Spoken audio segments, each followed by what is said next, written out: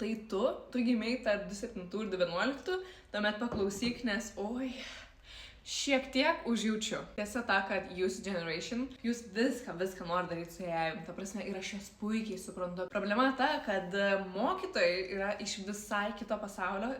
Jie net baudžia už tai, kad jūs ten naudojat AI, necituodami, kad čia yra dirbtinis intelektas, žodžiu, tiesiog biškai crap, bet suprantu ir mokytojus. Aš turiu jums parekomenduoti, kaip kokia vyresnioji sesuo, programėlę, kurią galite naudotis mokymuisi ir tiesiog taupyti savo laiką. Tai kaip dabar rodo ant ekrano, Astra AI gali jums sukurti visokius tai podcastus, mokymų namuosius, ta prasme, jūs ten galite spręsti testus, daryti flashcardus, tai tiesiog jums viską palengvina ir jūs savo konspektus galite susikelti tiesiai į tą programą. Jaučiu, kad mokykloje nelabai kas rašo ranka, aš nežinau kaip yra, pakomentuokit, ar jau nešatės planšetės ir kompiuteris į mokyklas, ar visgi rašo tiesiog savo sąsiuvinį.